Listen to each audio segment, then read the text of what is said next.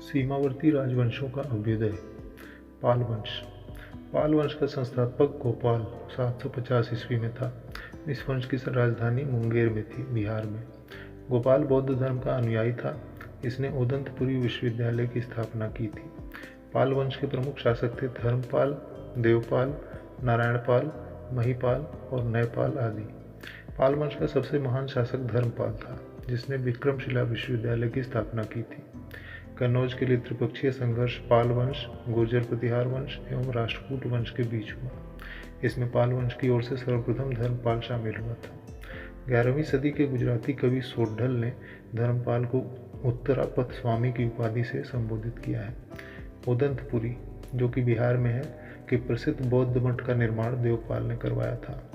जावा के शैलेंद्र वंशी शासक बालपुत्र देव के अनुरोध पर देवपाल ने उसे नालंदा में एक बौद्ध विहार बनवाने के लिए 5 गांव दान में दिए थे।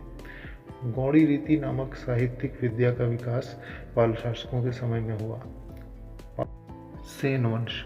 सेन वंश की स्थापना सामंत सेन ने राढ़ में की थी। इसकी राजधानी नदिया लखनऊती थी। सेन वंश के प्रमुख शासक विजय सेन, बल्लाल सेन एवं लक्ष्मण सेन थे। सेन वंश का प्रथम स्वतंत्र शासक विजय सेन था, जो शैव धर्म का अनुयायी था। दान सागर एवं अद्भुत सागर नामक ग्रंथ की रचना सेन शासक बल्लाल सेन ने की थी। अद्भुत सागर को लक्ष्मण सेन ने पूर्ण रूप दिया था। लक्ष्मण सेन की राज्यसभा में गीत गोविंद के लेखक जयदेव, पवनदूत के लेखक धोई एवं ब्राह्मण सर्वस्व के लेखक हलायुद्ध रहते थे। हलायुद्ध लक्ष्मण सेन का प्रधान न्यायाधीश एवं मुख्यमंत्री था। विजय सेन ने देवपाड़ा में प्रद्युम्नेश्वर मंदिर, जो कि शिव जी का है, की स्थापना की।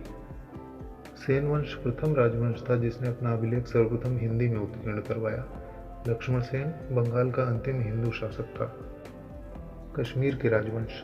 कश्मीर पर शासन करने वाले शासक वंश कालक्रम से इस प्रकार थे: कारकोट वंश, उत्पल वंश और लोहार वंश। 627 ईस्वी में दुर्लभ वर्धन नामक व्यक्ति ने कश्मीर में कारकोट वंश की स्थापना की थी। वेनसांग ने उसके शासनकाल में कश्मीर की यात्रा की। कालकोट वंश का सबसे शक्तिशाली शासक ललितादित्य मुक्तापीड था। कश्मीर का मार्तंड मंदिर का निर्माण ललितादित्य मुक्तापीड के द्वारा ही करवाया गया था।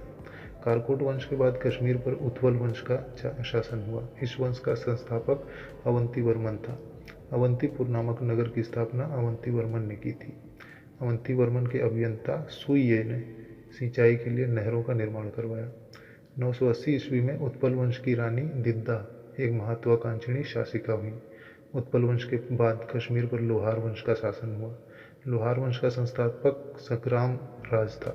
संग्राम राज के बाद अनंत राजा हुआ।